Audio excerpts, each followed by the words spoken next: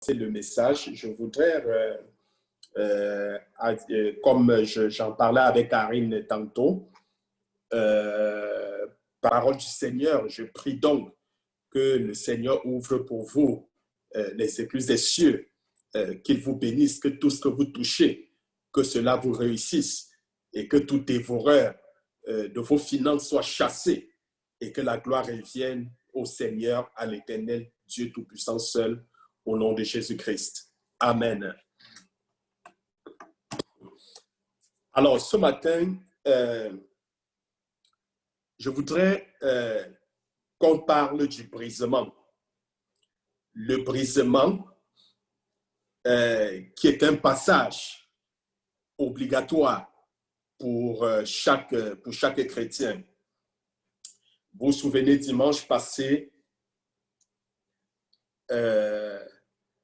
on essaie de répondre à la question « Seigneur, pourquoi ?» Et dans les éléments de réponse, on a vu que c'est parce que Dieu veut nous éprouver.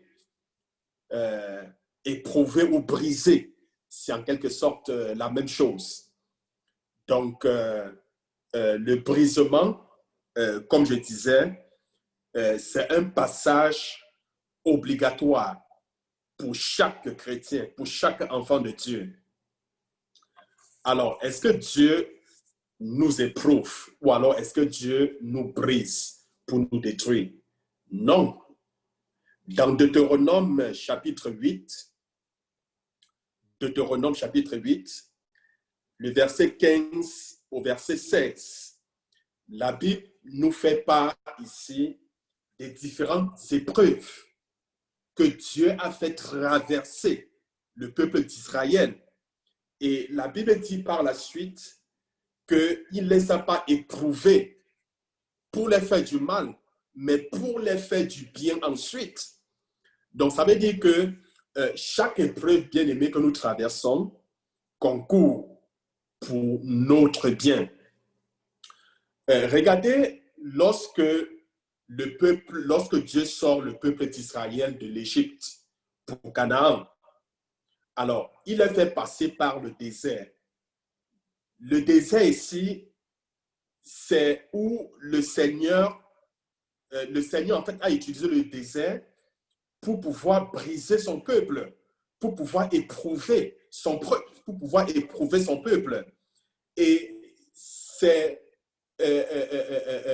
un passage obligatoire pour chaque chrétien. Le désert, c'est signe d'épreuve. C'est la même chose quand le Seigneur nous sort du monde. Nous avons tous pour destination le paradis. Mais n'oublions pas que avec la marche avec Dieu, nous allons passer par le désert. Et le désert de X n'est forcément pas le désert de Y, n'est forcément pas le désert de Z. Donc, Dieu ne nous brisait pas, bien-aimés, pour nous détruire, mais pour développer notre foi et faire sortir le meilleur qui est en nous. Le monde dans lequel nous vivons est un monde de combat. Ne l'oublions jamais. Nous sommes dans un monde de combat. Il y a des pressions chaque jour. Ces pressions peuvent venir de nos familles, ça peut venir du lieu de travail, ça peut venir même des amis. Et tout ça, le but, c'est de nous briser. Le but des pressions, le but des épreuves, c'est de nous briser.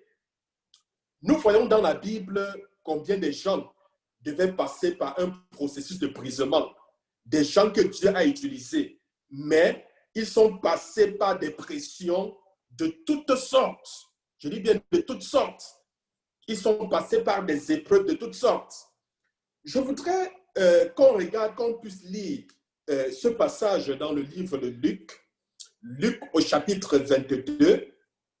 Luc chapitre 22, verset 54 au verset 64. Luc chapitre 22, le verset 54 au verset 62. Je lis à partir d'ici.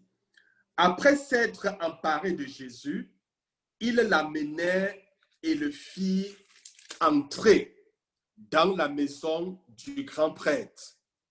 Pierre les suivait à distance. Notez ici, Pierre les suivait à distance.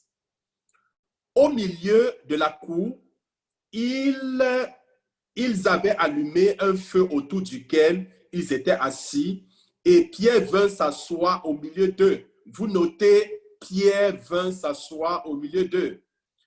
Comme il était là assis à la clarté du feu, une jeune servante le dévisage et dit, celui-ci était aussi avec lui. Pierre le nie, femme, je ne le connais pas. Peu de temps après, un autre le voit et dit, toi aussi, tu es du groupe. Et Pierre dit, non, je n'en suis pas.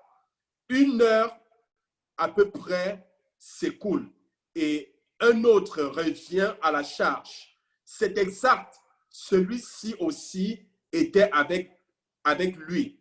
D'ailleurs, c'est un Galiléen. Et Pierre répond, je ne sais pas ce que tu veux dire. Il n'avait pas fini de parler que le coq chanta.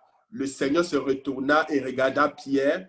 Pierre alors se rappela de la parole du Seigneur qui lui avait dit aujourd'hui même, avant que le coq ne chante, tu m'auras renié 3 fois.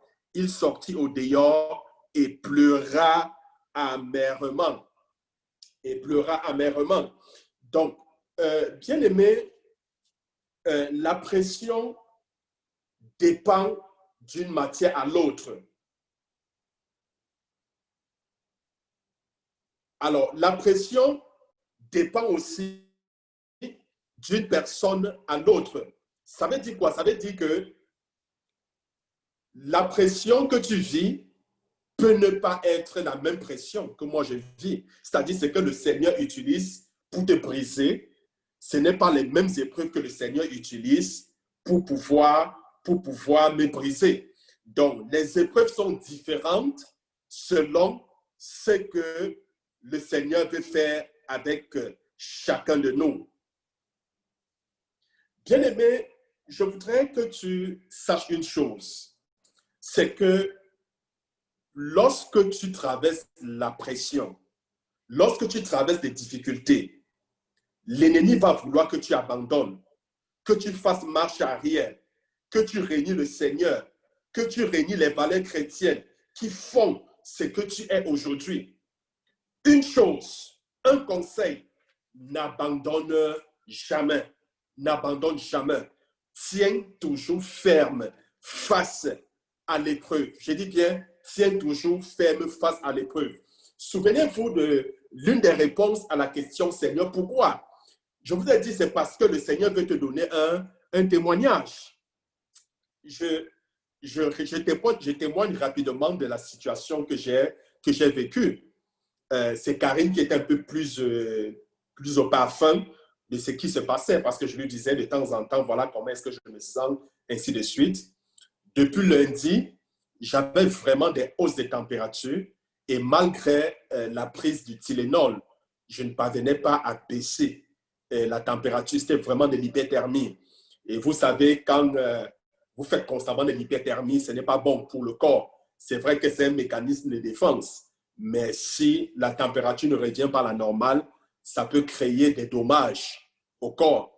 Donc, j'ai fait donc de l'hyperthermie, c'était depuis dimanche, je pense, oui, depuis dimanche.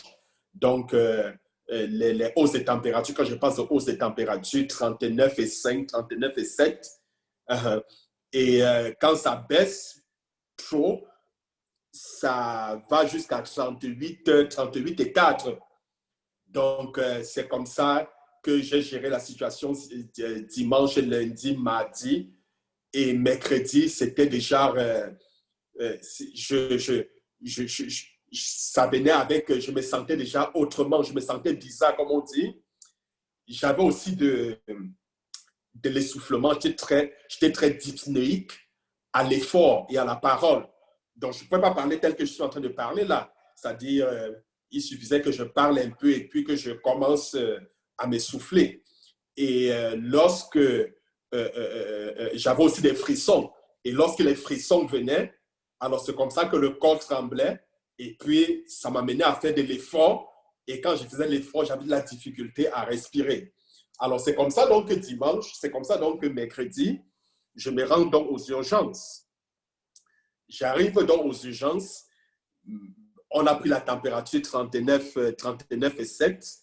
Même l'infirmière, même le médecin qui m'a reçu, ils ont dit vraiment du courage parce qu'ils ont vu, comme on dit, j'étais fauché.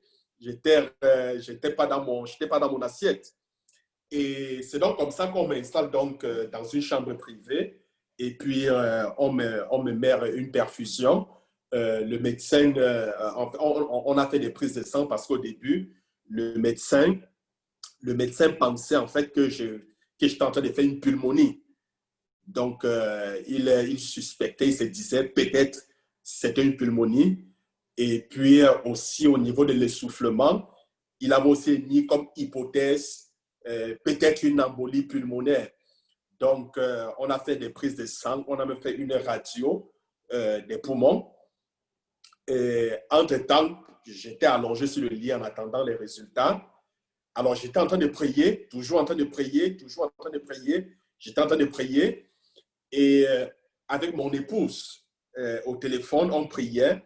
Et c'est donc comme ça que le Seigneur, subitement, m'a donné ce passage dans Jérémie chapitre 33. Jérémie chapitre 31, d'autant pour moi. Je vais vous lire les versets. Jérémie 31, le verset 3 au verset 4. Jérémie 31, verset 3 au verset 4. Il dit de loin, l'Éternel se montre à moi. Je t'aime d'un amour éternel.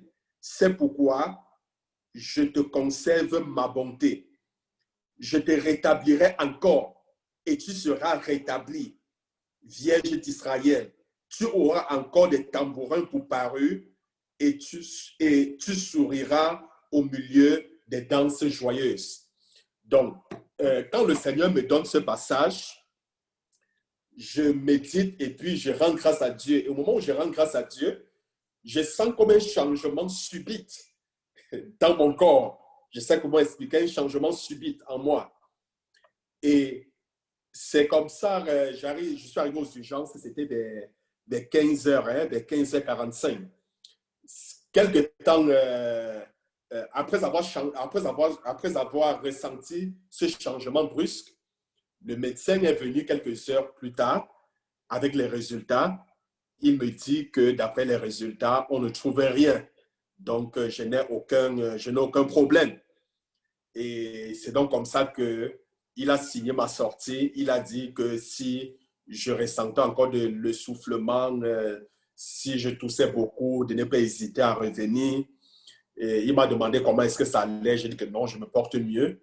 Alors, je suis sorti de l'hôpital. Je n'ai plus jamais pris de Tylenol et je n'ai plus jamais fait de fièvre. Jamais. Et l'essoufflement, à cet instant, a considérablement diminué. Je vais dire parti parce que je ne pouvais pas parcourir, peut-être 50 mètres sans être vraiment essoufflé ou alors sans m'arrêter. Or, ce n'est pas le cas présentement. Donc, c'est comme pour dire que très souvent, quand nous traversons des épreuves, c'est parce que le Seigneur veut mettre un témoignage dans nos lèvres. Le Seigneur veut nous donner quelque chose à témoigner pour sa gloire. Souvenez-vous, il a dit à Marthe, il a dit à ses disciples concernant la maladie de Lazare. Il a dit que cette maladie conduira à la gloire de Dieu. Je voudrais tout simplement dire que cette situation dans laquelle nous nous trouvons, cette situation dans laquelle l'Église se trouve, conduira à la gloire de Dieu et non à la gloire de Satan. Ça conduira à la gloire de Dieu parce que Jésus a vaincu le diable et puis la victoire, et il a acquis cette victoire par son sang, c'est son Église. La Bible dit l'Église du Seigneur dont il s'est acquis. Et souvenez-vous, Jésus dit, et je bâtirai mon église, je bâtirai mon église, et les portes des séjours des morts ne prévaudront point contre elle. Donc le Seigneur est toujours là pour veiller sur son église, le Seigneur est toujours là pour combattre pour son église. C'est un moment difficile pour nous, c'est un moment difficile pour l'église, mais je tiens à vous dire de tenir ferme, je tiens à vous dire d'être fort parce que Jésus a vaincu toutes les épreuves, Jésus a vaincu tous nos ennemis, la victoire nous appartient. Souvenez-vous, Jésus dit ceci, que si nous traversons dans le feu, il dit si nous traversons dans le feu, les flammes ne nous submergeront pas. Si les flammes ne nous consumeront pas, d'autant pour moi, et si nous passons par les eaux, les eaux, si nous passons dans la mer, si nous sommes dans la mer, les eaux ne nous submergeront pas, parce que l'Éternel sera avec nous. Le feu, c'est quoi? Le feu, c'est synonyme de problème. Le feu, c'est synonyme d'épreuve. Jésus, la Bible dit que le Seigneur, quand il dit que si nous passons dans le feu, les flammes ne doivent pas nous consumer. Ça veut dire que quels que soient les problèmes que nous traversons, le Seigneur ne peut pas permettre que ces problèmes soient au-dessus de nous. La Bible dit, le malheur atteint souvent le juste, mais l'Éternel l'en délivre toujours. Le malheur atteint souvent le juste, mais l'Éternel l'en délivre toujours. Ça veut dire quoi? Ça veut dire la maladie peut t'attaquer. Ça veut dire tu peux traverser des moments difficiles, mais le Seigneur va toujours se rassurer de te délivrer. C'est la raison pour laquelle je suis convaincu que tous ceux-là qui présentement ont les symptômes de la COVID, la main du Seigneur repose sur eux, la puissance de Dieu agit sur eux, le Seigneur ne les laissera pas, le Seigneur interviendra. Oui, je dis bien, l'Éternel interviendra parce que tu es la propriété de Dieu, tu appartiens à Dieu. Alors, quels que soient donc les soins que tu reçois, que ce soit même au travers de l'hôpital, le Seigneur est dans sa main et il se glorifie au travers de tous les soins que tu peux recevoir. Mets tout simplement ta confiance en Dieu, continue à croire au Seigneur, le diable s'agite parce que le diable a perdu. Le diable a perdu. Et j'ai compris une chose, c'est que derrière chaque épreuve, il y a une gloire qui nous attend. C'est toujours comme ça, ça a toujours été comme ça avec le Seigneur. C'est-à-dire, après une épreuve difficile, il y a toujours une gloire qui nous attend. Et moi, je sais qu'il y a une couronne qui nous attend. Oui, en tant qu'Église, quand je parle en tant qu'Église, c'est chacun de nous, actuellement, affecté par cette situation, l'Église tout entière. Donc, il y a une récompense, il y a une couronne qui nous attend. Mais ayons la tête forte, soyons rassurés, c'est que notre Dieu est avec nous. Il a dit, je ne te laisserai pas, je ne t'abandonnerai pas, je serai toujours avec toi tous les jours jusqu'à la fin des temps. Donc, ayons cette assurance. Donc, bien aimé, comme je vous disais, les épreuves peuvent venir de partout. Et quelle que soit notre réputation, quel que soit notre niveau spirituel, que tu sois un géant spirituel, que tu sois un guerrier de prière, quel que soit ton niveau élevé de spirituel, de spiritualité, nous subirons toujours des pressions que Dieu peut utiliser pour nous briser. Oui, tu n'es pas épargné. Nous allons toujours subir des épreuves, toujours des épreuves. Que tu sois pasteur, que tu sois ancien, que tu sois n'importe quoi, c'est un passage obligatoire pour chaque chrétien. Alors, bien aimé, un jour, Jésus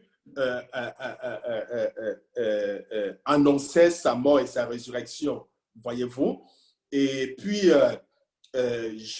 Pierre a pris la parole et Pierre a dit à Jésus, Seigneur, même jusqu'à la croix, j'irai avec toi, Seigneur, je ne t'abandonnerai jamais. Jésus lui dit, Pierre, écoute, avant que le coq ne chante 3 fois, avant que le coq ne chante ce matin, tu m'auras régné 3 fois. Pierre dit, non Seigneur, je ne pourrai jamais te régner. Je ne pourrai jamais. Je vais aller, même si c'est jusqu'à la croix, je vais aller avec toi. Écoutez, bien-aimés, Jésus connaissait Pierre, mais Pierre ne se connaissait pas. Est-ce que vous comprenez? Pierre ne se connaissait pas. La plupart d'entre nous n'avons pas la vraie opinion de nous-mêmes. Nous avons une fausse opinion de qui nous sommes. Mais Dieu nous connaît mieux que nous-mêmes. Quand Pierre disait qu'il ne pouvait pas régner le Seigneur, il était sincère, il était sûr, il croyait à ce qu'il disait. Mais quand la pression est venue, Pierre a cédé. Quand la pression est venue, Pierre a régné Jésus. On a lu le texte dans Luc que je vous ai donné, Luc que nous avons lu au chapitre 22. Nous voyons comment Pierre a eu à régner Jésus devant même une petite fille de 12 ans. Il a dit qu'il ne connaissait pas Jésus parce qu'il avait peur de sa tête, il avait peur de périr. Il avait peur. Job a connu la pression venant de ses amis. Il a fini par maudire le jour de sa naissance. Élie, dans la Bible, bien-aimé, a connu la pression de la part de Jézabel. Il a demandé même à mourir. Dieu ne pourra jamais utiliser, bien-aimé, quelqu'un qui n'est pas brisé. Ça, c'est quelque chose que vous deviez connaître. Dieu n'utilisera jamais quelqu'un qui n'est pas brisé. Les épreuves viennent nous briser. Et je vous ai dit, les épreuves, souvenez-vous, je vous disais que les épreuves sont comme une fournaise qui nous éprouve afin de ressortir notre valeur. Je vous disais la dernière fois que si l'on vous présente l'or à l'état brut, vous allez rejeter. Vous n'allez pas voir la valeur de l'or parce qu'à l'état brut, mais une fois qu'on a mis cet or dans la fournaise, on ressort sa vraie valeur. De même, les épreuves que le Seigneur met sur nos chemins a pour but de nous éprouver afin de ressortir notre valeur. Et le Seigneur ne peut pas utiliser les personnes qui ne sont pas brisées, les personnes qui ne sont pas éprouvées. Ce n'est pas possible. Quand Jésus a voulu multiplier le pain, qu'est-ce qu'il a fait, bien-aimé? Pour que le pain se multiplie, il a brisé le pain en deux. Et dès que le pain a été brisé, le pain a eu la possibilité de se multiplier.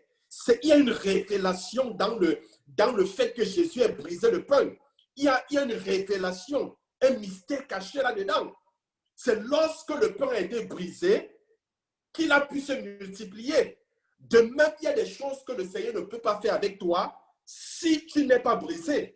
Mais écoutez, bien-aimés, c'est quand la bouteille de parfum d'Abalt a été brisée que l'odeur du parfum s'est répandue. Hein? Cette bouteille qui contenait un parfum de haute qualité. Mais aussi longtemps que la bouteille n'était pas brisée, personne ne pouvait connaître la valeur du parfum. C'est lorsque la bouteille a été brisée que le parfum s'est répandu. C'est très important. Donc Dieu ne nous brise pas pour nous détruire, mais pour développer notre foi et faire sortir le meilleur qui est en nous. Faire sortir le meilleur qui est en nous. Alors, quand la pression devient forte, bien-aimés, quand les épreuves deviennent très fortes, nous devons faire attention avec les gens avec qui nous marchons. Je dis bien quand la pression devient forte, fais attention avec qui tu dois être, avec qui tu es assis. La Bible dit Pierre était assis avec les ennemis de Jésus. Est-ce que vous comprenez? Pierre était assis avec les ennemis de Jésus dans le livre de Luc que nous avons lu. Pierre qui marchait, main dans la main avec Jésus. Désormais, il suivait Jésus à distance. Il suivait Jésus à distance. Est-ce que vous comprenez? Ça veut dire beaucoup de choses. Donc, pendant des épreuves, il y a des chrétiens, au lieu de se rapprocher de Dieu, ils suivaient plutôt Dieu à distance. Ils s'assoient plutôt avec des personnes qui n'ont rien à voir avec la foi des personnes qui blasphèment la parole de Dieu. Quels sont les conseils que ces gens peuvent te donner pendant les moments difficiles, pendant les moments des épreuves? Au contraire, ces gens vont plutôt éteindre ta foi. Ces gens vont plutôt chercher à te décourager. Ces gens vont plutôt chercher à t'amener à sombrer. Avec qui est-ce que tu marches pendant les moments difficiles? Avec qui est-ce que tu t'assois pendant les moments difficiles, pendant les moments des épreuves? Bien aimé, tellement la pression était forte, Pierre, qui était tout près de Jésus, a commencé à le suivre à distance. Il a commencé à le suivre à distance. Donc, comme je dis, il y a des chrétiens qui, pendant des épreuves, suivent le Seigneur à distance. Suivre à distance, c'est-à-dire, ils n'accordent plus d'importance aux choses de Dieu. Ils n'accordent plus d'importance au rassemblement. Il vient à l'église quand il veut. Il est le dernier à arriver, il est le premier à vouloir partir. Ça, c'est suivre Jésus à distance. Il ne prie plus comme il faut. Il néglige sa vie de prière, il néglige des rencontres de l'église. C'est suivre Jésus à distance.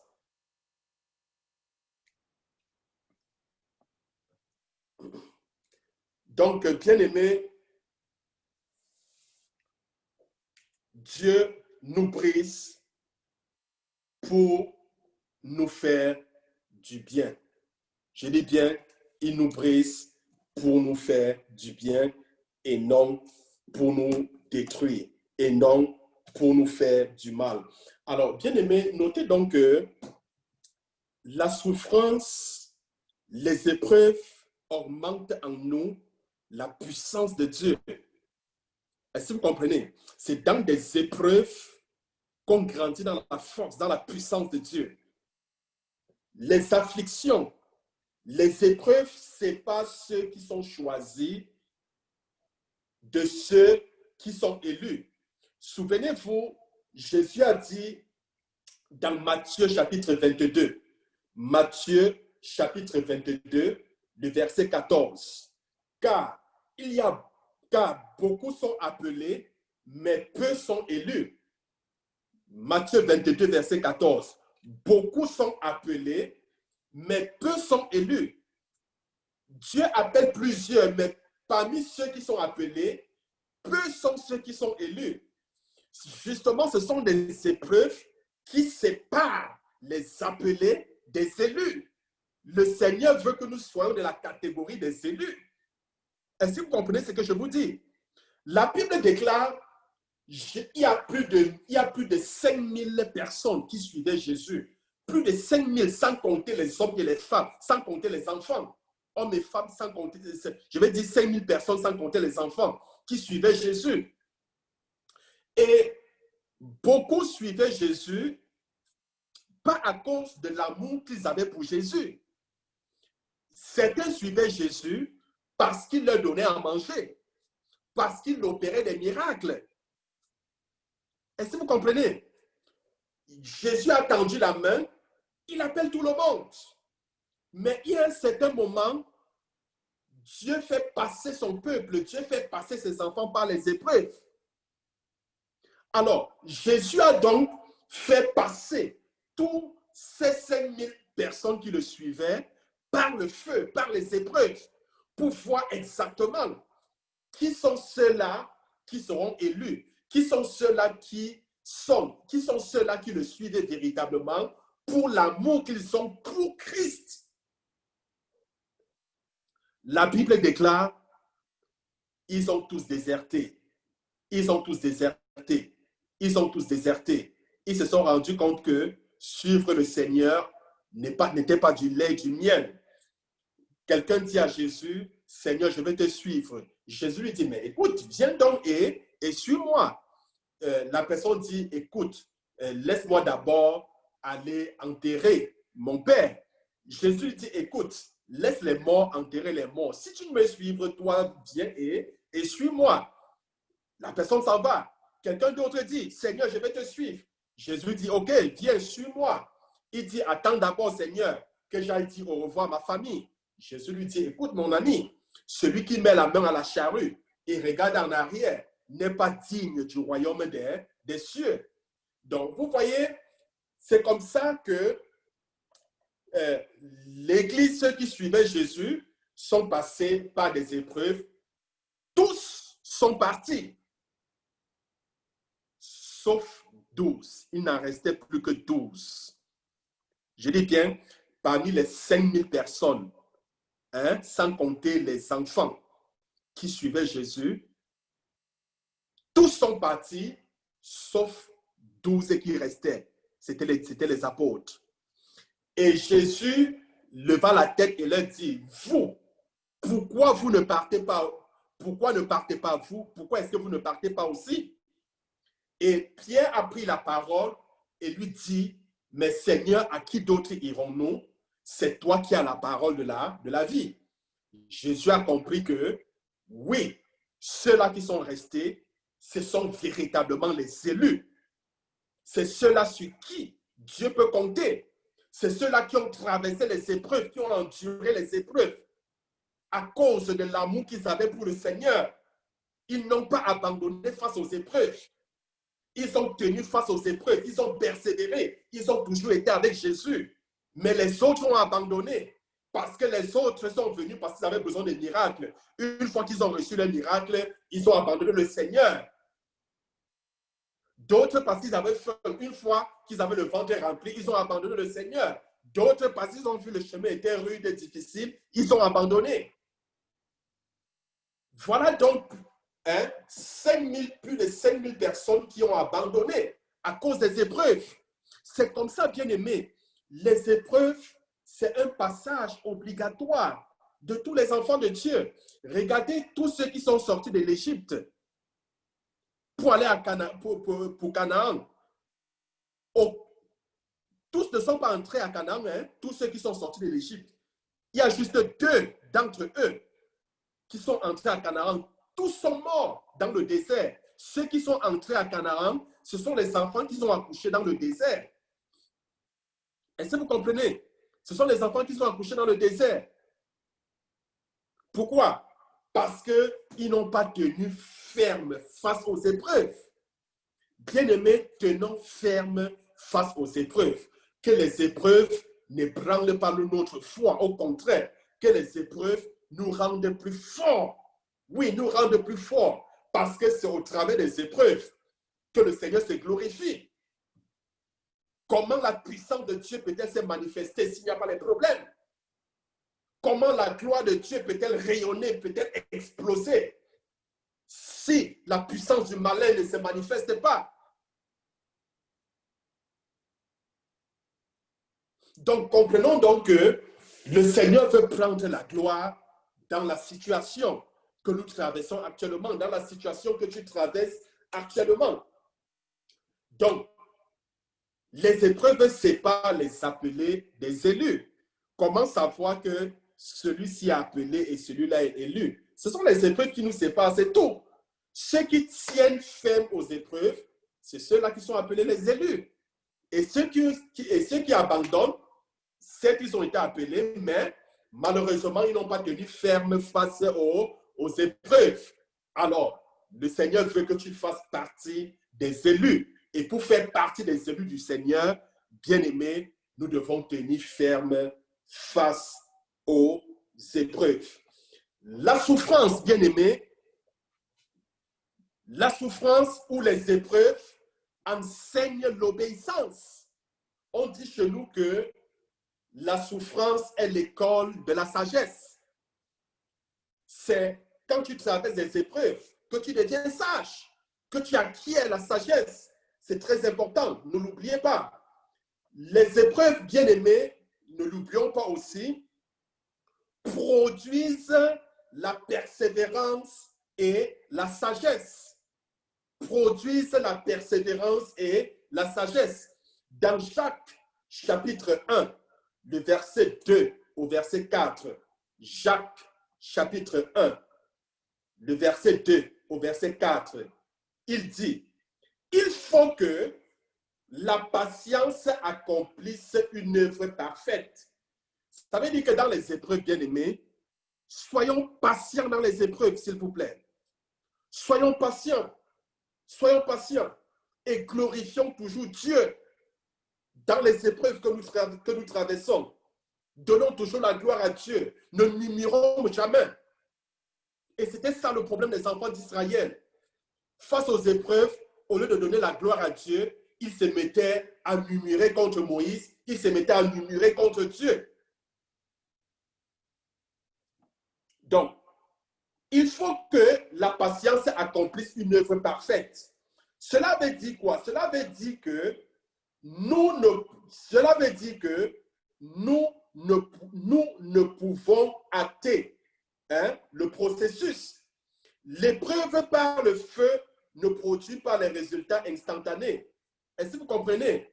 L'épreuve par le feu. Très souvent, quand nous traversons les épreuves, le résultat très souvent n'est pas instantané. Ça peut être à long terme. Alors, quand survient une épreuve, nous ne devons pas seulement l'embrasser, mais nous devons aussi la supporter. Nous devons aussi la supporter. Je vais vous raconter une histoire. C'est l'histoire du cocon et le papillon. Le cocon et le papillon. Alors, un jour, un homme trouva un cocon qui était tombé d'un arbre. Alors, le papillon était sur le point d'émerger et l'homme décida de regarder. Alors, le papillon se débattit sur le regard de l'homme pendant environ 3 quarts d'heure. Après quoi, il n'avait réussi à sortir que le bout d'une aile. C'était juste le bout d'une aile qui était sorti. Alors, l'homme voulut l'aider. Alors, il prit un canif bien aiguisé et ouvrit le cocon. Alors, il fut très surpris quand il découvrit que seule la partie du papillon qui était sortie du cocon était bien développée. Alors, celle qui était encore enfermée dans le cocon n'était pas pleinement développée et elle n'était pas prête à être exposée aux éléments hors du cocon. Alors, au lieu d'aider la larve à devenir un papillon, il avait plutôt provoqué un avortement. Le papillon, à moitié développé, est plutôt mort. Au lieu de vivre, il est plutôt mort. Alors, bien aimé, c'est la même chose. Les épreuves, c'est un peu comme ce cocon qui veut se transformer en papillon. C'est un processus. Est-ce que vous comprenez? C'est un processus. Donc, souvent, tu vas voir un bien-aimé dans les épreuves. Est-ce que vous comprenez? Et souvent, si tu veux dévancer Dieu, en disant peut-être que tu vas le sortir, tu risques de faire avorter le processus de l'accroissement du plan de Dieu dans la vie de cette personne.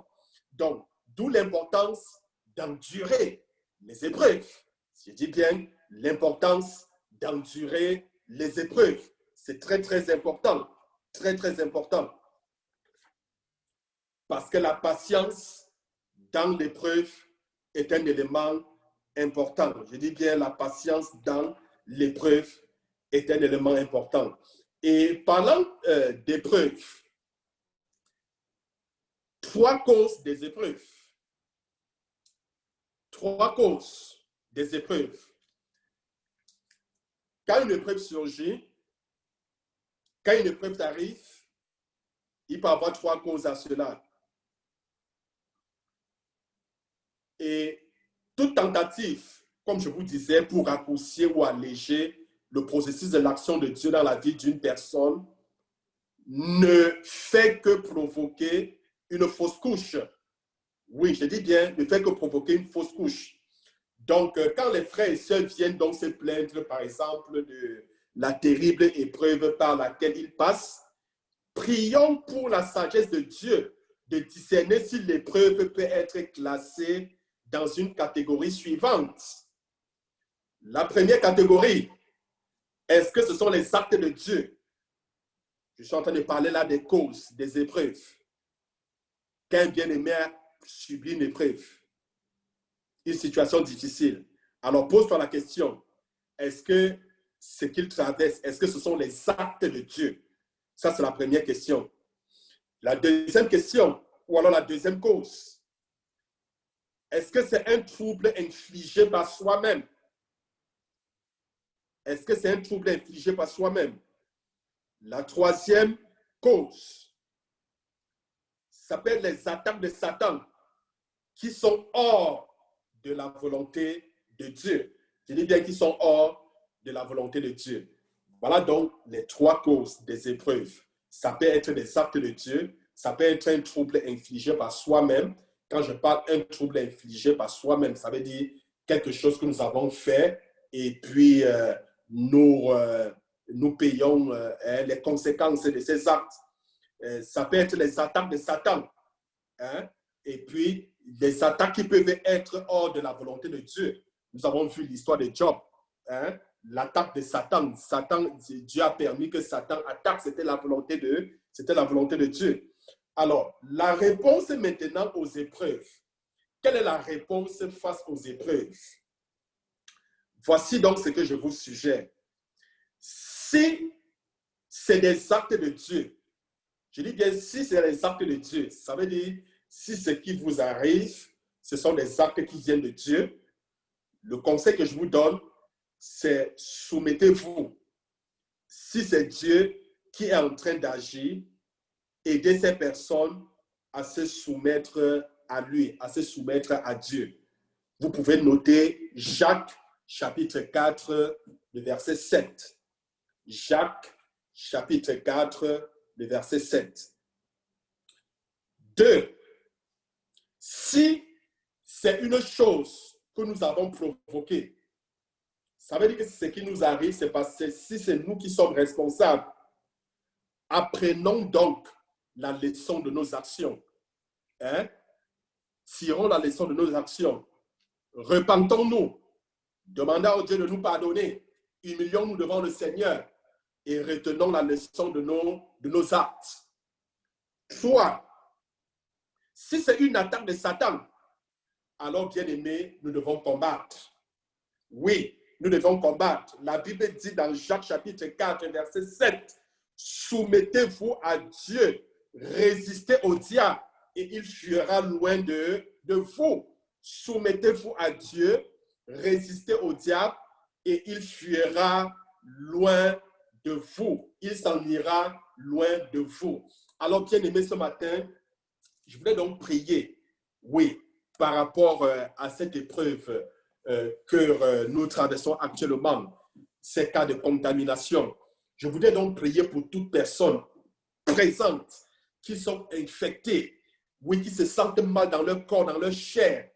Je voudrais prier spécialement pour Karl qui en ce moment ne se sent pas bien. Je prie parce que la Bible déclare que Jésus a paru afin que les œuvres des ténèbres soient détruites. Ainsi, je prie que ce virus dans ton corps sèche et meure au nom de Jésus. Je dis bien que ce virus sèche et meure, pas seulement dans ton corps, mais dans le corps de toute personne infectée, dans le corps de toute personne malade. Je déclare que ce virus sèche et meurt maintenant au nom puissant de Jésus. La Bible déclare notre corps est le temple du Saint-Esprit. Oui, c'est le temple du Saint-Esprit. Ce n'est pas le temple de la maladie. Je me tiens sur cette promesse que le Seigneur m'a faite. Oui, il te fait à toi la promesse. Oui, à chacun de nous, il nous fait la promesse. Il dit de loin, de l'Éternel se montre à moi. Je t'aime d'un amour éternel. Le Seigneur se montre à toi, bien-aimé. Le Seigneur se révèle à toi, bien-aimé.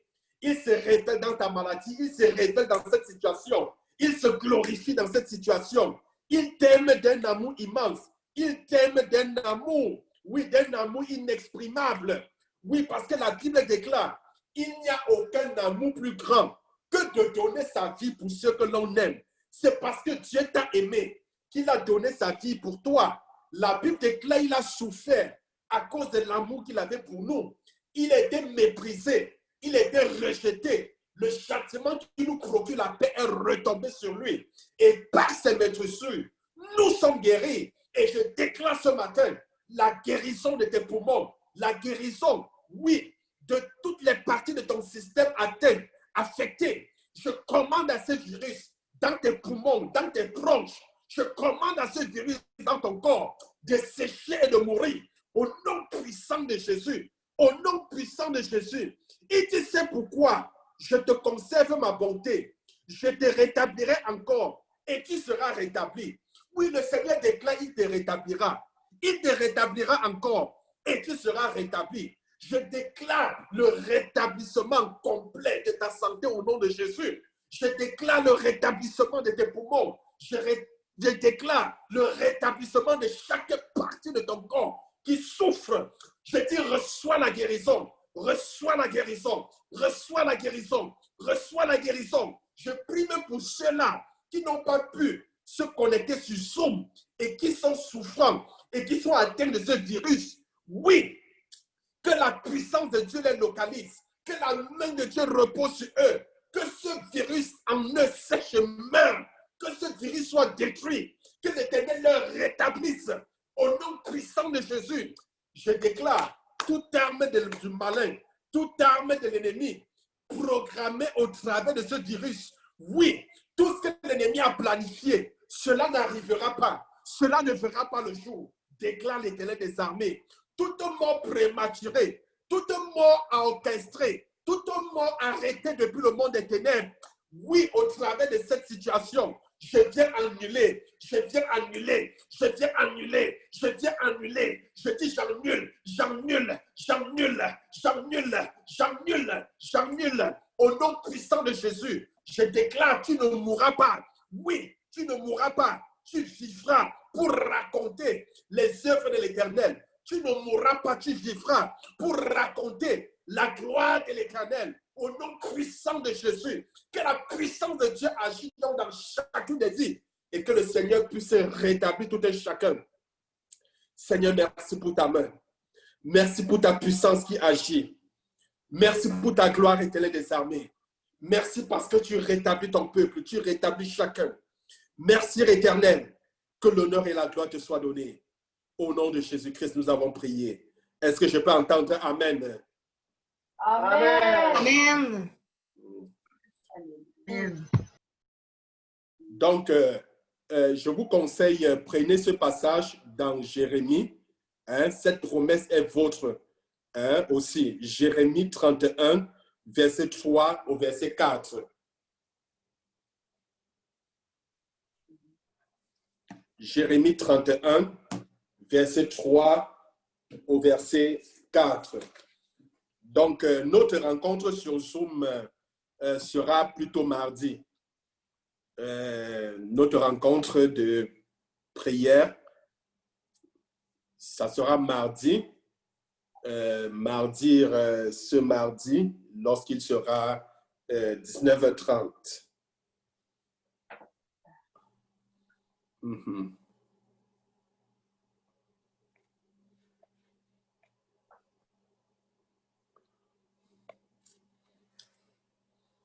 Ok, vous avez noté le passage. Donc, méditez avec ce passage. Méditez avec ce passage. Et comme je vous ai dit, soyez forts. D'accord? Donc, les épreuves nous font grandir. Les épreuves nous font connaître, nous amènent à compter davantage sur le Seigneur. Et il faut qu'il y ait des situations pour pouvoir témoigner de la grâce et puis de la bonté du Seigneur. Que le Seigneur vous bénisse. Je vous souhaite ainsi un bon dimanche et surtout une très bonne semaine. Et on se dit donc, on prend donc rendez-vous, comme je l'ai dit, mardi lorsqu'il sera 19h30. Merci, Pasteur Corneille. Soyez bénis. Merci beaucoup, Pasteur Corneille. Merci abondamment.